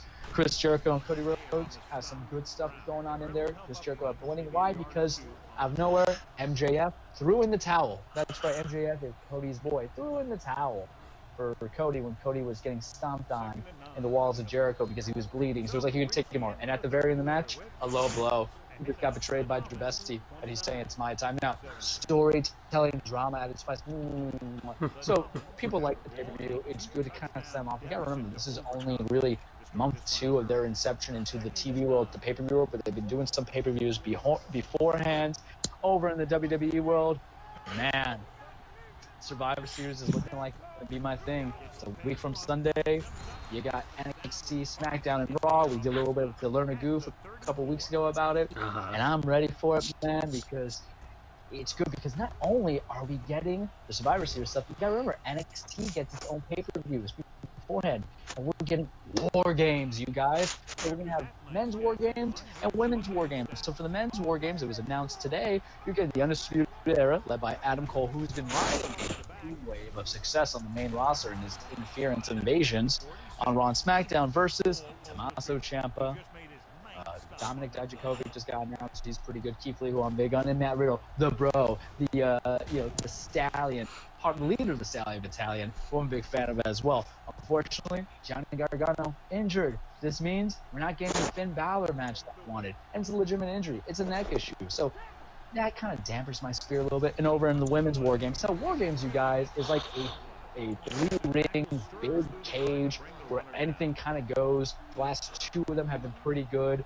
This one should be interesting. Women's matches, you always kind of get worried because have they rehearsed for the stunts enough, because some severe injuries can happen because there's a new kind of decimation. But I'm excited for it too for ladies. And Rhea Ripley is going to be captain on one side. Shayna Baszler is going to be captain on the other side. They haven't announced everybody yet, but it's a good time for wrestling. Over elsewhere, other storylines like Rusev, Lana, Bobby Lashley's storyline is still going on. Kind of cringy at this point because now they're taking pregnancies. But remember, wrestling's also what? A soap opera. And for those who don't need to watch General Hospital during the day and they need something to watch at nighttime, they go on that. So it's what they live for. Aside from that, they patched up WWE 2K20. It's going to be on sale at Best Buy for $30. I'm not buying it. I don't buy broken games. I might just go and pick up WWE 2K19 for like $10 because why not? Yeah. You get the roster, you get to download some people. I think you still get Chris Jericho in that game too. And you still get Chris Jericho. You should always get Chris Jericho. You want to know why? Because he is Le Champion. Whether he's Le Champion in AEW or in WWE World, I still use him in my universe. You want to know why? Because Chris Jericho, arguably, one of the best out there. One of the best on the mic, one of the best in the ring, and he's like 47. He's still going. He's an inspiration. You should love him. That's what I got for you guys this week. Okay. All right, we're at the 2-hour mark, guys. I think we talked about a lot of stuff. I got to rant about Don Cherry, and we got through our NBA and NFL talk. Andrew, I know I can hear you back there, man. You are wheezing and sniffling and all that type of stuff. So we'll try and end this now so you can actually lay down and get some rest. All right, man. So that'll be the end of our Sports Goofs for tonight. So thank you, everybody, and put the thank you screen on here. Thank you to a litany of sponsors today, from Astro Gaming, Everspace 2, Sekiro, Shadows Die Twice. I forgot what the other ones were. Well, there was one more, right? I forgot there was the other one. There was another one.